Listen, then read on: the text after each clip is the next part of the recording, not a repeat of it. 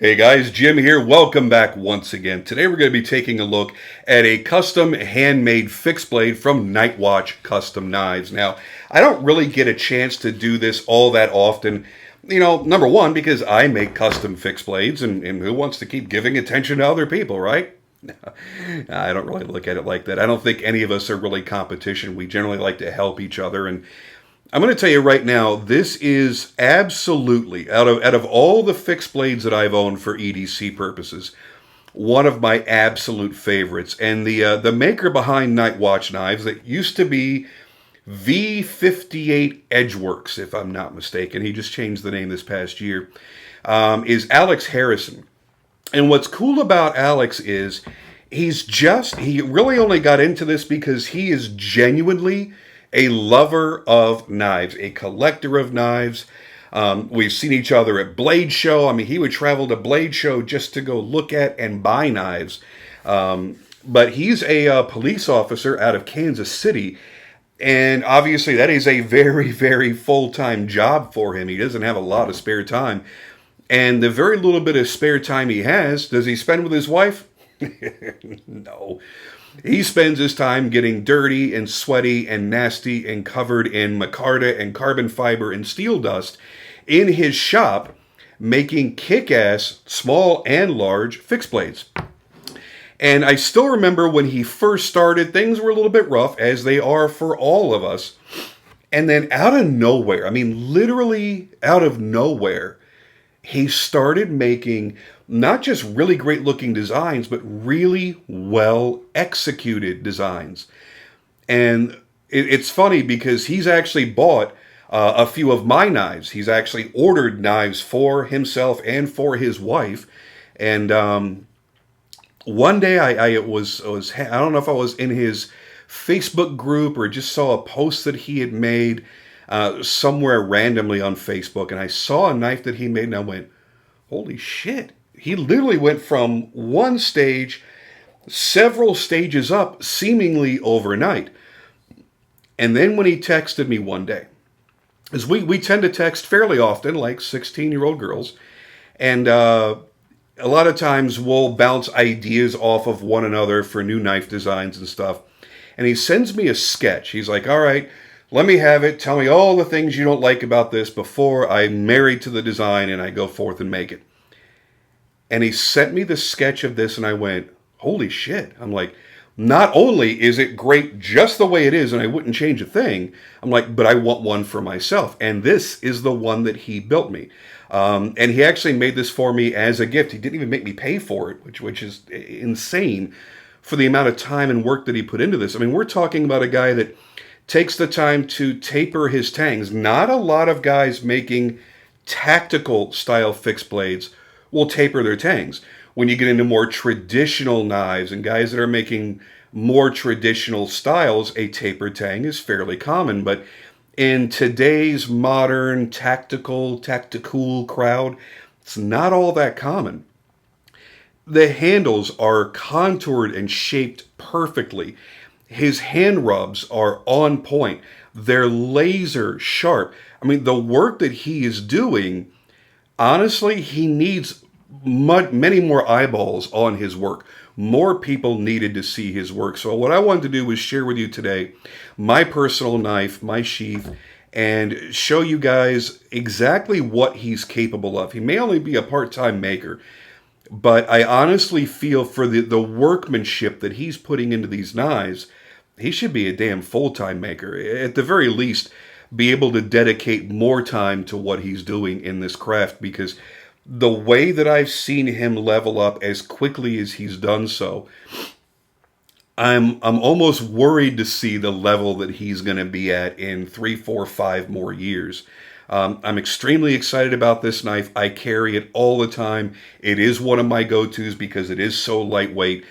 But it's also one of those knives, if I'm hanging out with my buddies and they're like, hey, what knives are you carrying today? I enjoy pulling this one out and letting people fondle it and touch it and look at it, because it's a little work of art, but there's nothing so prissy about it that you don't feel like it should be used. And I think that's a wonderful balance, and a balance that's hard to strike these days. a knife that's going to be overwhelmingly attractive, where you're like, I'll sit here sometimes and just stare at it and go, this is a gorgeous knife, but that you're not afraid to go out there and cut shit with. So he's got this wonderful balance in what I feel is the perfect EDC size, perfect EDC weight, and a great way to carry it. Although I am going to have a couple more sheaths made for me to carry in different styles. I want to have a pocket sheath, and I want to have just a couple of different styles available, because I found myself on certain days dressed a certain way where this may not have been the easiest thing to carry, but I really, really, really wanted to carry it that day. So let's take a close-up look at this and see.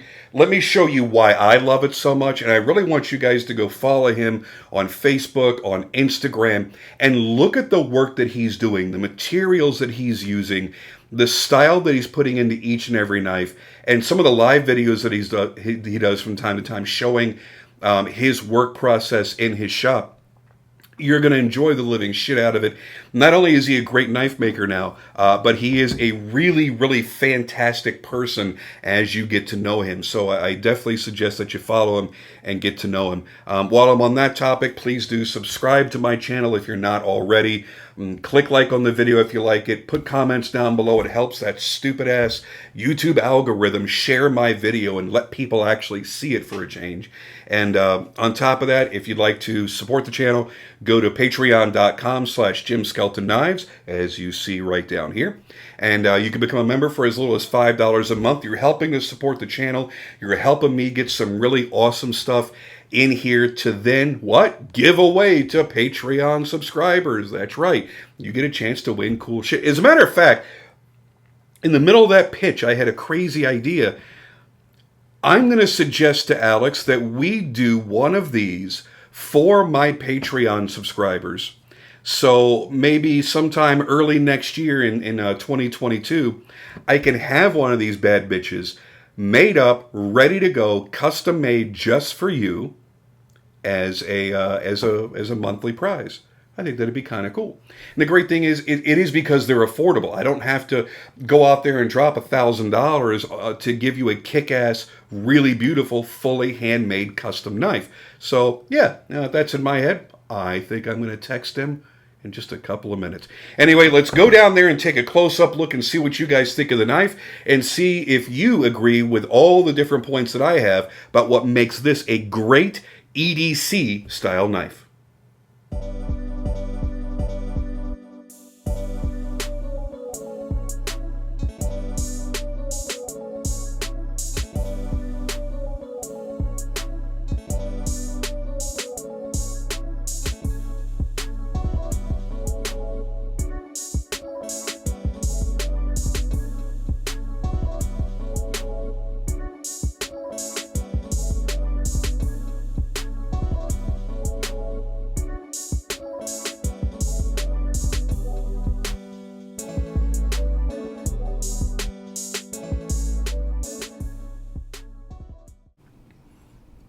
Okay, without any further ado, we are downstairs. We're going to take some close-up looks at this.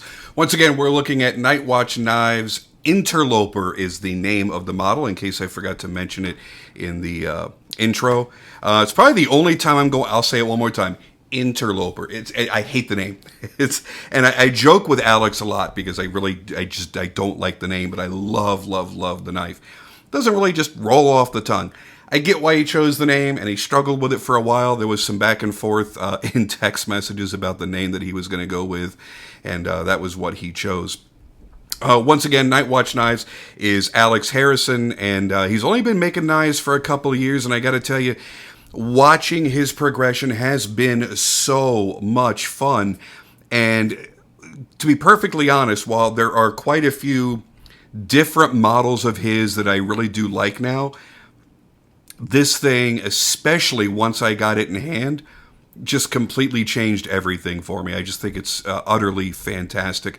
What you're looking at is 7 inches in overall length with a 3-inch blade. So it's a small, not diminutive knife. It's still very easy to hold in your hands, very easy to work with.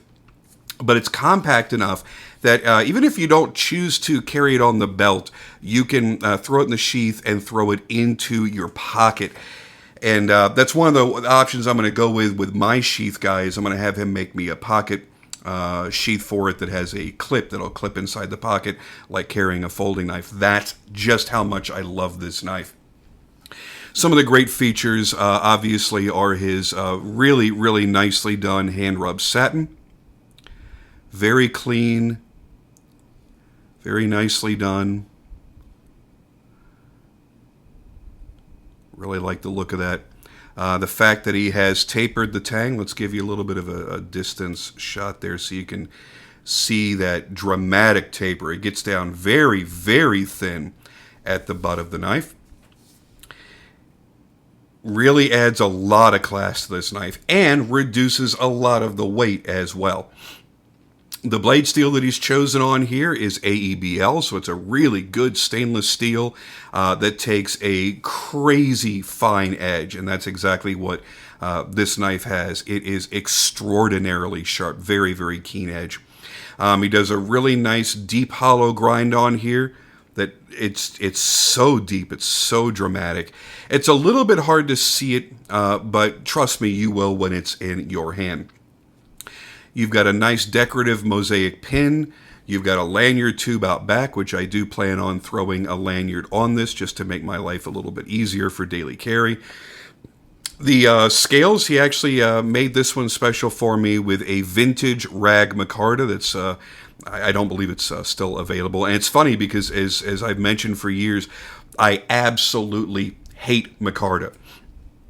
But when he showed me this, he sent me pictures of the material. He's like, hey, I'm thinking about doing your knife in this. What do you think? I'm like, you know what? That is friggin' awesome. It has like a 70s shag carpet vibe going on, which I think is pretty cool. So it's something that I think maybe Greg Brady would have designed into one of the houses that he was making. Yeah, that could be that's a Brady Bunch reference. Yeah, I went there. I dig the look. It's super cool. It really works well with this design. And I love the pop of color that he added with the red liners on there as well. Overall, the look of it is beautiful. But what really sold me, as much as I knew I'd like the look, and you know, I love this design here. I'm actually working on a design that's somewhat similar just because I'm tired of doing big pronounced finger choils. It's nice to just have a nice easy area to work with when you're shaping your tang. It's perfect for my size hand. It locks in perfectly. It feels great, but I love the weight. As a matter of fact, I'm going to pop out my scale here because I have never weighed it. I don't know how much this weighs. I know it's just really lightweight and really well. My God, 2.8 ounces. Super lightweight. And again, as I was getting ready to say, very, very well balanced. So it's an easy knife to fall in love with. Now, his base price is $325. And he doesn't cheap out on you with the base price either. He gives you a lot for your money. So when you're looking at custom fixed blade makers, a knife this size in a stainless steel with a hand-rubbed satin blade, good quality materials. I mean, a vintage rag micarta obviously is going to cost more, but you know, this overall knife, let's call this $375, shall we? Nobody that I know in my inner circle of knife making friends would make this for that price. They'd be at least $450. I know I would be, especially for the hand rub. The amount of time that it takes a toll on your fingers, on your wrists, on your elbows, on your back, your neck. That is a lot of work. If this was just a belt satin, I could see this at $350, maybe $400. So I look at this as an extraordinary value. I've bought a lot of custom fixed blades, and I've made hundreds myself, and I know what the pricing structure is. I know what the materials cost. I know what the time involved is, what your profit needs to be to pay yourself for the time and the consumables and all that kind of good shit. This is a fantastic value. I think it's one of the nicest fixed blades I've had. I have only one complaint, and it's not even really a complaint. The spine of the blade is a little bit sharp. So when you're holding it, it does have quite an edge right there, right along each side. That's it. That's my, if I had to nitpick, that would be it. And I've noticed that as I've grown as a knife maker, that I've had spots on my knives that do the same thing. So now what I do is I do like a 400 grit, 45 degree bevel, just shoop. You almost don't even see it. It'll catch the light when you move it. Doesn't take away from the design. I can just very quickly freehand it. I'll throw it up on my contact wheel, and I'll just put it up there and zip, and then boom, it's done. 1 or 2 passes, and that's it. And that just softens it up ever so slightly, just enough to take that harshness away. But that's literally it. He's done such a fantastic job on the execution of this knife. The satin finish going all the way around. The perimeter looks nice and clean. The scales feel good on here. Nice finish work on there. Really, really rounded. And it takes balls, by the way, to convex, to contour your scales all the way from this edge to this edge. Because what happens is you screw up and you slip just a little bit. Now you've put a facet or a bevel or something in there, or you've taken away material that needs to meet up with your tang. Because this contouring and shaping is the last thing that you're doing. You've already shaped the scales to the tang of the blade. It's already fitted to match all the choils and contours and all that kind of good stuff. And then the very last thing that you're doing is that shaping and then the finish work. So it takes friggin' balls to go all the way to the very, very edge. Now, there's ways you can obviously cheat around that. You can do all that, and then you can sit there and you can seesaw with sandpaper. You can lock this in your knife maker's vise, and you can seesaw back and forth, and you can round everything off. And that may be what he does. I don't know. But all I'm saying is the knife is pretty much done at that point. Very last thing you'll do is the edge and maker's mark. But you're pretty much, you're 98% done with the knife. You screw something up at that stage. Now you're having to tear off those damn scales that are epoxied on. You're risking ruining your finish on there doing that as well. And then you're having to remake scales. And it's a big pain in the ass. So kudos to him for putting that level of work into this. Let me give you some close-ups here. Let you see the finish work again. See if I can get it to focus right here on his maker's mark. Maybe that'll help. My hand moving around too much? My dear God, come on. My camera has not been wanting to focus lately, and I really don't know why. Well, that's as unblurry as I can get it, unfortunately. There's that clean hand rub satin. He does a really great job of bringing that finish up into the plunge line.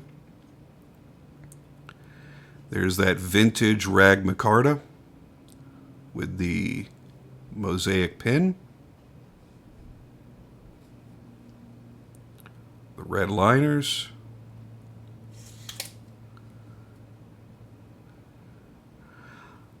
I love the shape here, going back to the back of the scales.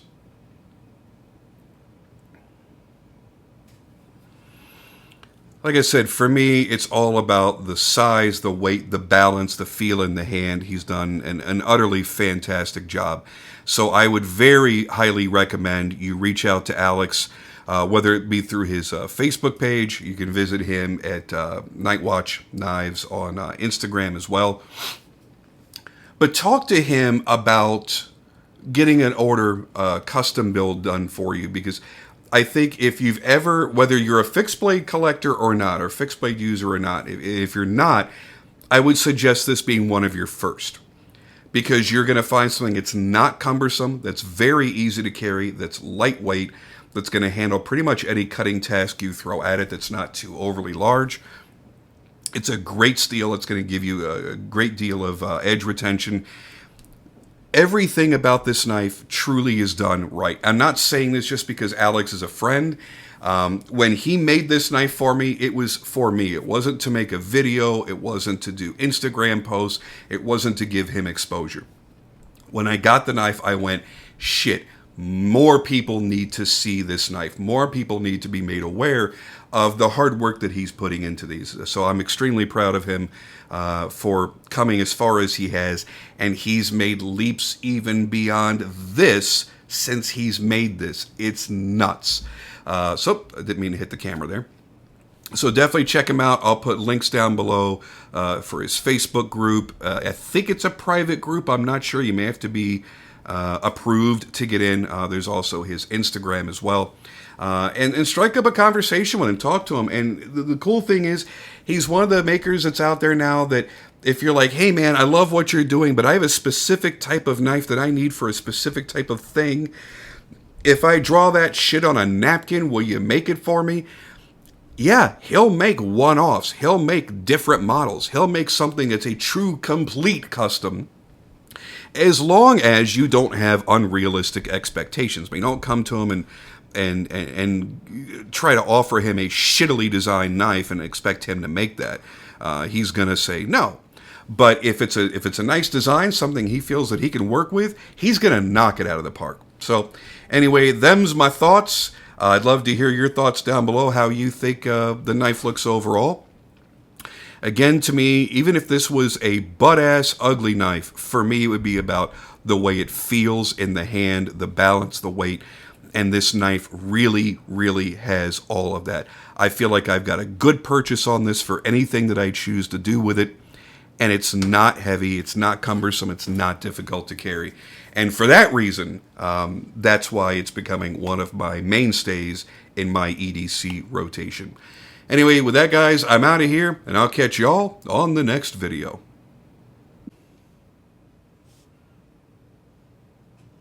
Interloper. Interloper.